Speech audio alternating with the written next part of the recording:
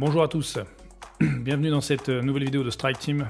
Alors, on va vous parler aujourd'hui de comment calculer votre plus-value sur des plateformes libellées en dollars comme eToro par exemple, mais il n'y a pas que eToro qui peut être libellé en dollars. Et donc comment à partir de son relevé pouvoir convertir à date, parce que la conversion doit être faite au jour de l'opération.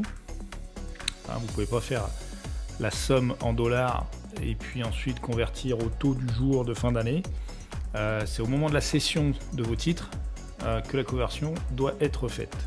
Donc là, dans cette vidéo, on va vous montrer comment on peut faire avec l'extrait Excel de votre compte. Donc tout d'abord, et on parle bien des plus-values.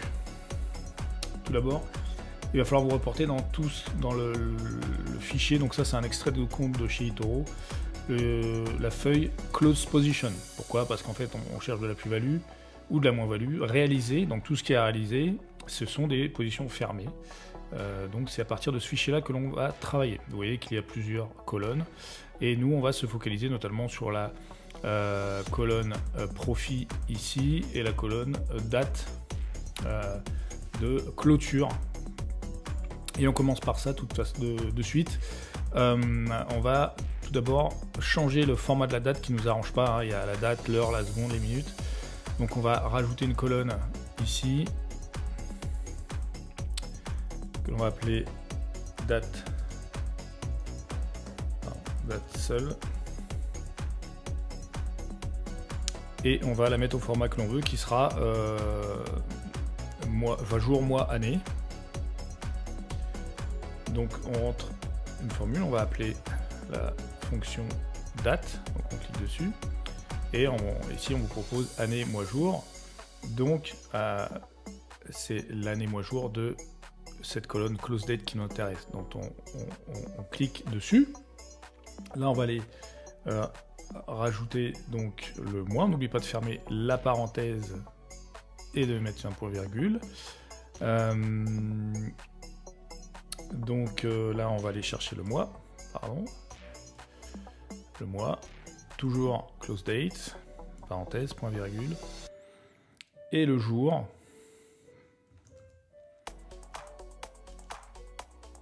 toujours de close date, et on ferme donc deux fois la parenthèse parce qu'on est à la fin de la fonction, de la formule. Oui, ça m'a pas pris l'année. Excellent. Donc on va rajouter l'année, on l'a pas fait, tout à fait. Comme quoi Excel ne se trompe jamais. On rajoute année, Enter, et voilà. Donc on résume, hein. On va appeler la date dans cette colonne. Donc on fait année et on cherche l'année de close date, la première case ici, le mois de close date, le jour de close date, et on a toutes nos dates qui sont au format que l'on veut. La deuxième opération, ça va être de récupérer le taux de change qui correspond à ces jours. D'accord? Donc, comme on l'a dit, hein, c'est au jour de fermeture de l'opération que de la plus-value ou de la moins-value se crée, réalisée. Et donc là, il faut faire la conversion et il faut avoir le taux de conversion à ce jour-là. Donc, on va aller chercher l'historique. Là, on est en dollars, donc, pardon, EUR, USD. On va aller chercher l'historique EUR, USD. Donc, comme je vous ai déjà montré dans une vidéo précédente, on peut récupérer les données de marché directement sur Excel via l'onglet Données. Vous allez dans Données de bourse, vous cliquez dessus, et là, quand la petite bourse apparaît, c'est que vous avez les données de marché. On va aller ensuite chercher donc l'historique, mais pas l'historique de l'année, hein, l'historique des dates qui nous intéressent. Donc on va taper ici par exemple historique. Attends, je vais y arriver. Non, j'ai oublié. Bien sûr, égal historique action. Ok. Et donc là, à chaque fois, Excel vous demande de quoi on parle. Hein, là, il vous prémâche le travail. Donc de quelle action / devise on parle. Donc on parle bien de EURUSD. Donc on clique sur EURUSD. On met un point virgule pour séparer. On va mettre la date. On va aller chercher la date.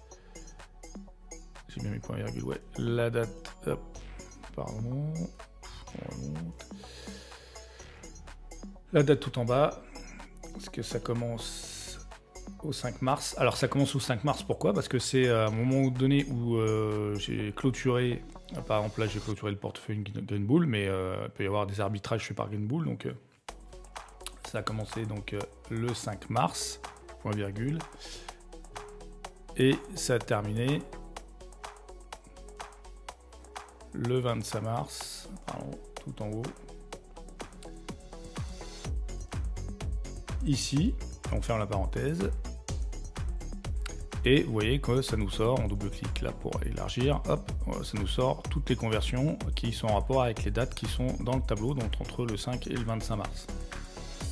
Donc ça c'est la deuxième étape. Troisième étape, il va falloir du coup mettre dans une colonne, par exemple dans cette colonne-là, les conversions et les valeurs en euros de chaque ligne. Donc on va marquer ici profit en euros. Profit en euros.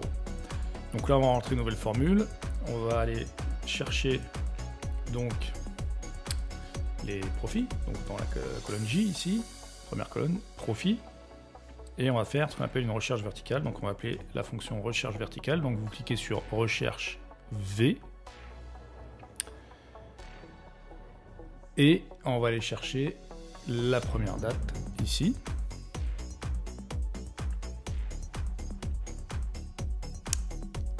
Voilà, point virgule. Et après on demande à appeler la table / la matrice, quoi. Donc on parle bien du tableau, la table et matrice que l'on a créé ici.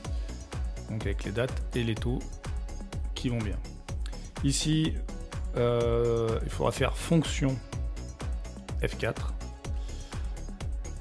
Et ensuite, on demande ici la colonne de l'index. Donc c'est la colonne qui nous intéresse pour le calcul. Donc c'est bien la colonne des taux de change. Donc c'est la colonne numéro 2. Et enfin, on va vous demander si vous voulez une correspondance approximative ou une correspondance exacte. Et nous, on veut une correspondance exacte. Donc vous allez cliquer sur faux et vous allez fermer la parenthèse. Enter. Et vous voyez ici que votre colonne se remplit. C'est pas le bon format de données. Donc on va aller cliquer sur accueil. On va aller ici sur le séparateur de milliers. On va cliquer dessus et pardon, on va sélectionner, cliquer dessus, hop, et ça va nous transformer toutes nos valeurs avec les bonnes valeurs. Point particulier ici, quand vous avez entre parenthèses, hein, c'est une moins-value, c'est moins. D'accord, entre parenthèses, une valeur entre parenthèses sur Excel, c'est moins. Et donc voilà, il ne vous reste plus qu'une chose à faire. Descendre en bas du tableau. Et faire une somme automatique. Et voilà, vous avez fait votre calcul avec votre conversion au taux de change à date du jour de la transaction. Voilà pour les plus-values. On n'a pas très bien compris encore comment on allait faire pour les dividendes parce que c'est pas très clair, mais on va chercher. On vous fera un nouveau tuto dès qu'on aura trouvé comment on fera pour les dividendes. Petit disclaimer, c'est dans la description, nous ne sommes pas fiscalistes, nous ne sommes pas, nous ne sommes rien du tout, nous ne sommes pas vos conseillers. Donc soyez critiques envers ce contenu et faites vos devoirs. On vous souhaite d'excellentes fêtes de fin d'année, prenez soin de vous et de vos proches, à très bientôt, ciao!